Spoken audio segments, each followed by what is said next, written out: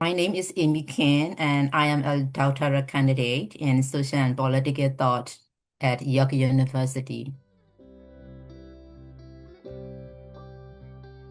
My dissertation studies how Korean refugee women who fled Myanmar's long conflict have built new lives in Canada. So basically, I focus on two generations.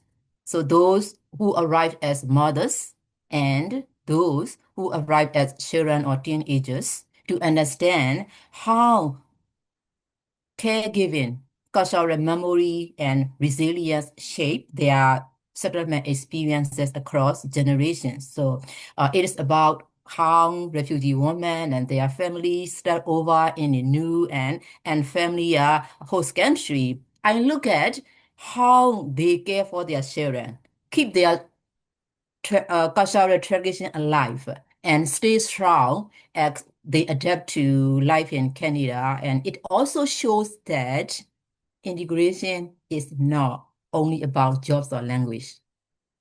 It's also about belonging, well-being, and the strength of family and community connections.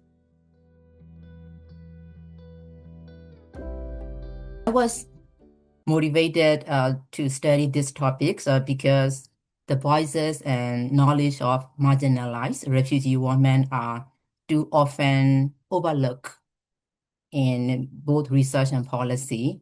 I also wanted to draw attention to the important role that younger refugee girls play in the family settlement process alongside their mothers.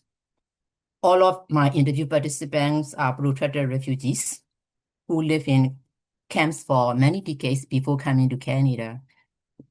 That long history of displacement continues to shape their resettlement journeys. My research looks at how Korean women's experiences differ across generations, even within the same community and culture. For example, younger women often pursue empowerment through education, work, and civic participation, while older women tend to define success more in terms of their children's stability and well-being. By highlighting their intergenerational differences, I hope to challenge narrow ideas of integration and encourage more inclusive, age-sensitive, and participatory approaches to settlement policy and practice. And in doing so, I believe that my research also fills a key gap in scholarship by demonstrating how refugee women's agency, resilience, and sense of belonging are shaped across generations.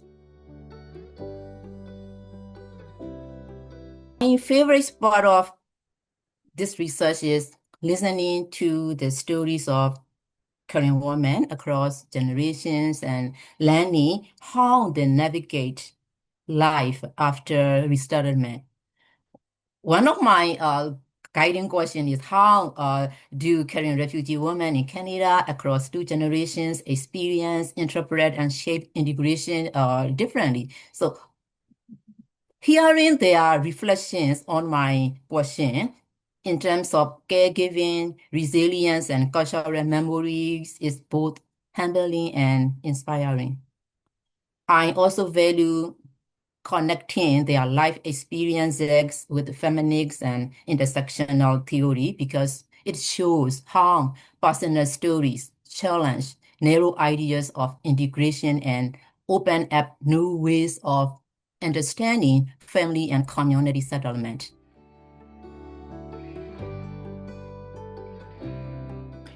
Currently, I am analyzing data from in-depth and semi-structured interviews with 11 Korean women from London, Ontario, 6 older women who arrived as mothers, and 5 younger women who arrived as children or teenagers. Alongside data analytics, I have been sharing my findings at multiple academic conferences, and I've also published a peer-reviewed article in the Journal of the Motherhood Initiative titled Refugee Motherhood and Mothering, Adversities, Resilience, and Agency in the Spring 2025. My research applies a feminist methodological approach grounded in intersectionality theory and metacentric feminism. So using narrative interviews and thematic analytics, I center the voices of exiled women and highlighting their life experiences. This helped me understand how resilience, caregiving, cultural memory, and agency shape the settlement process across generations. My research can impact society in both small and big ways. On a bigger level, it challenged how we think about refugee integration. It is not just about jobs or language, it is also about caregiving, cultural traditions, and emotional well-being. This broader view can guide policymakers and service providers toward inclusive approaches that reflect the real needs of women across generations. For example, younger women benefit from youth leadership and culturally relevant education, while older women require flexible ESL and community-based programs to reduce isolation and maintain their dignity. Intergenerational programs are also important because they allow cultural knowledge to be passed down while helping families adapt together. Most importantly, refugee women must be seen not only as service recipients, but as co-creators of integration strategies, so their knowledge and experience shape the policies that affect their lives. On a smaller scale, my research helps the public to see refugee women not just as survivors, but as resilient community builders, knowledge producers, and active contributors to Canada's multicultural society.